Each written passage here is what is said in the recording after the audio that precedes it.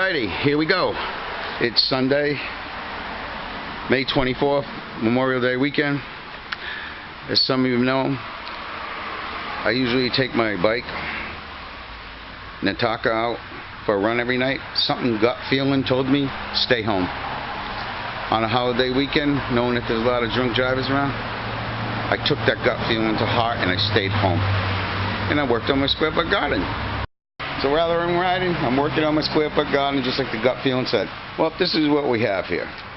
Basically the same setup as last year, except for I have fewer plants in each bed. Did the same thing with the thyme, sage. Little chives are overgrown already, parsley.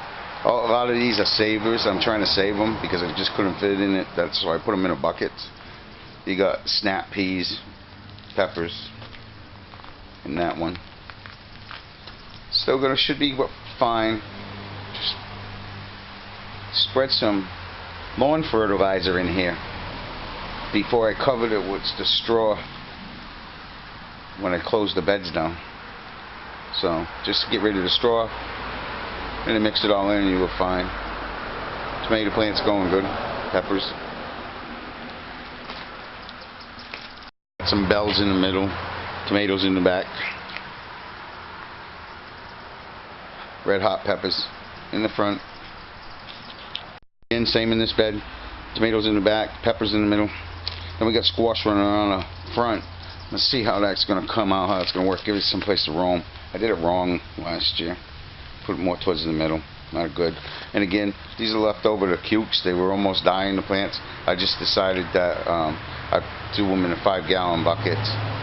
And that was done for free, by the way. And I'm going to show you right after we check out this bed here. And carrots came back from last year because they're root vegetables. So they came back inside the holes in the cinder blocks. So we're going to see how it does this year because I thought they were going for sure.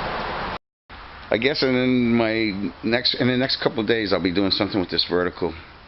Not really sure what else I can plant or what I need to plant. So that may be out to the scrap heap. But that's what we got going on here. Again, I got the tomatoes going over here. And again, that was a saver. I had too many plants, so I did it in a bucket. And again, that was for free. The soil and stuff, and we're going to explain that in 1 minute. Alrighty, here's the explanation about the buckets in the free compost. If everybody remembers last year, this is all lined up. I had all buckets, different containers, and different stages of compost, and it ended in this barrel here. And then from the barrel, here's the explanation about the soil, the compost. If everybody remembers correctly, I bought this composting tumbler and it worked absolutely great. I wish I had 2 of them so I could produce twice the amount of compost that I did. And remember, last year we had all these barrels lined up with different stages against this wall for composting, and it ended in this tumbler here, in this compost tumbler, which again worked great. However, I need this area for a storage shed. So this composting operation is moving, and it's moving to the far corner of the property where I have dumped all the composting from winter through all summer, all the past winter has all gone to the pile in the corner, and I should be getting myself some pretty good soil out of that. However, last year's operation that took place right here netted me the soil for each one of these buckets.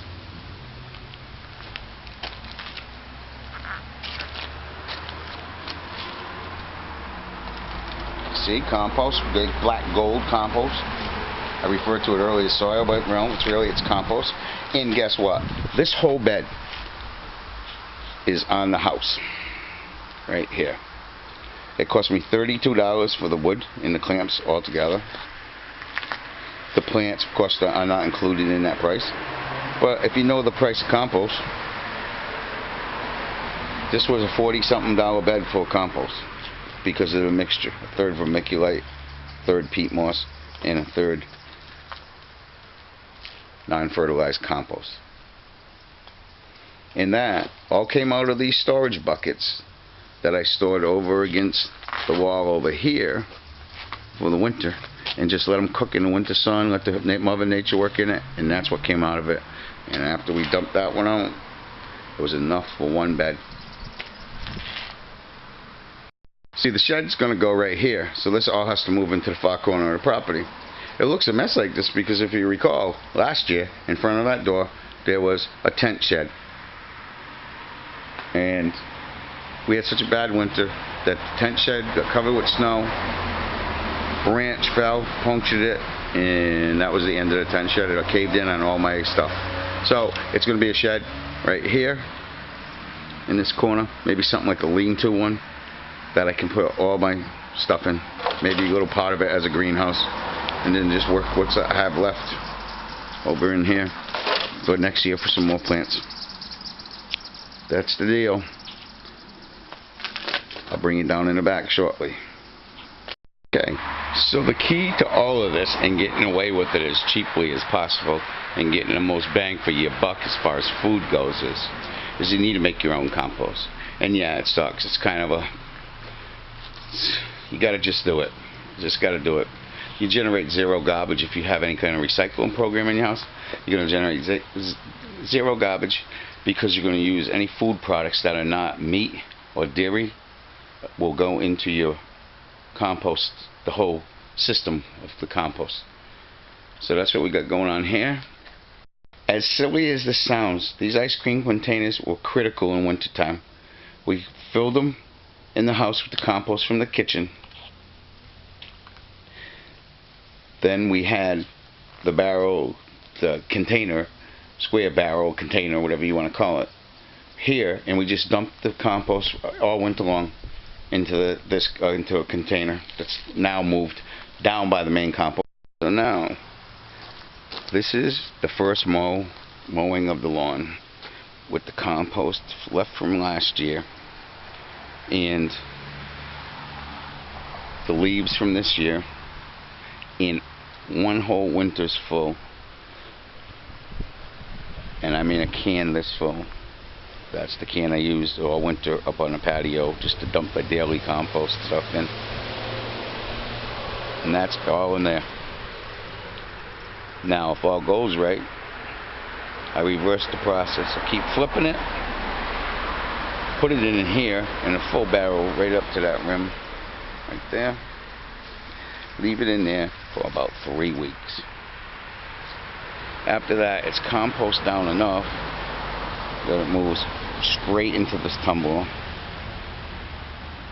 About 4 or 5 weeks in this tumbler and you're ready to go. I speed it along by using my own water. I don't rely completely on rain barrel yet, but that's pretty much coming on the way. So again, winter time comes, dump everything in this one. Spring comes, dump it on top of here with your clippings for your first mowing. Then you use this barrel over again to get everything cooking. It's dark, it hits the sun in the summertime, starts creating the compost in action, and then this one puts the icing on the cake. And again, you saturate it down with water every single night.